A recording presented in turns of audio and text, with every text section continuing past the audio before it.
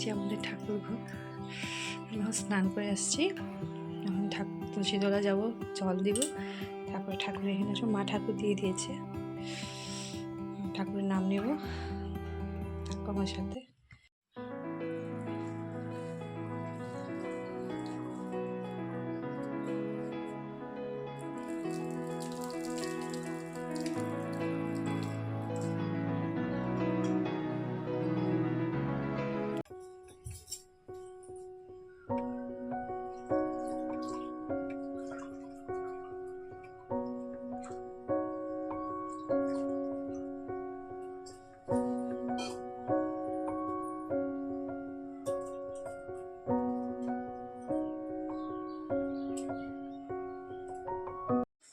আমি এখন রান্নার জোগাড় করছি, শাক রেডি করছি, একটা ভাজির জন্য রেডি করেছি, ফ্রাই করবো সব কিছু দিয়ে, একটা বাচ্চাদের খাওয়া। আর মাছ আনবে, রাস্তা একটু কাজে আছে, এবং কাজ করে দিয়ে মাছ আনবে, মাছ করবো। দেখি আর কি বানায়, আমাদের সাথে শেয়ার করবো। আমাদের বাজার আসছে কি আসে, চিংড়ি, গলদা চিংড়ি আছে,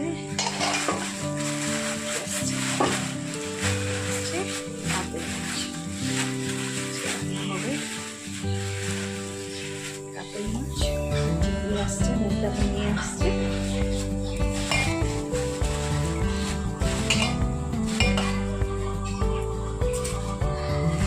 মাছের তেলটা আলাদা করে দিয়েছে। মাছ কাটা হয়ে গেছে, এদিকে মাছ, কাতল মাছ ভাজার জন্য রেডি, শাক হয়ে যাচ্ছে, ডাল আর ভাজি হয়ে গেছে, বাচ্চাদের খাওয়া রেডি হয়েছে, বানিয়ে তারপর তোমাদেরকে আবার দেখাবো। আমার রান্না ফিনিশ, কমপ্লিট করে নিয়েছি রান্না। আমার আন্টি পরিষ্কার করছে, পরিষ্কার করার পরে এই যে এটা বানাবো। বড়াটা গরম গরম না হলে মানে এটা চিংড়ি মাছের মাথা দিয়ে বড়া হবে, গরম গরম ভালো লাগে।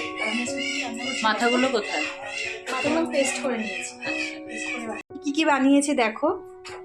আচ্ছা, বড়াটা তো পরে বানাবো। আর আবার আজকে শাক করেছি, মাছের তেল ফ্রাই করেছি পেঁয়াজ দিয়ে, এখানে 2 পিস মাছ ফ্রাই করে রেখেছি। এটা আমার শাশুড়ি মার জন্য পেঁপে সিদ্ধ, আমি তো জানোই ভাত আছে। এখানে করেছি চিংড়ি মাছ পেঁয়াজ দিয়ে ঝাল করেছি, পেঁয়াজ মরিচ দিয়ে। কাতল মাছের আলু দিয়ে জিরে দিয়ে গরম মশলা দিয়ে করেছি। এখানে আছে টক,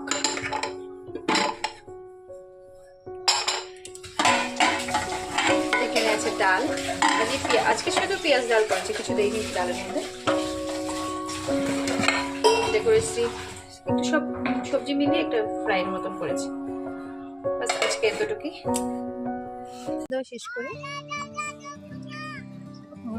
বাচ্চাদেরকে খাওয়িয়ে ওদেরকে ফ্রেশ করিয়ে আমরা এখন একটু রাস্তাতে বেরিয়েছি ইভিনিং ওয়াকের জন্য। কি করবো, ওরা তো আর ঘুমাবে না, ওরা ঘুমিয়ে উঠেছে।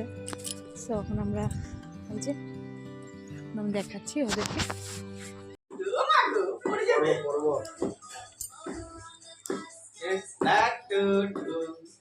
এখন আমরা রাত্রে ডিনার করতে বসছি, আমি আর দিদি ভাই। ডিনারের পরে খেয়ে দিয়ে, হ্যাঁ ননদ বাড়িতে নেই, ও জেঠিমনির বাড়িতে গেছে। আমি খাওয়া দাওয়া করে সোনাকে খাওয়িয়ে তারপর আমরা শুয়ে যাবো। তো আর কথা হবে না আজকের জন্য, আবার কালকে দেখা হবে নতুন একটা ব্লগ নিয়ে। এখন পর্যন্ত এতটুকুই, বাই বাই, গুড নাইট, সবাই ভালো থাকো, সুস্থ থাকো।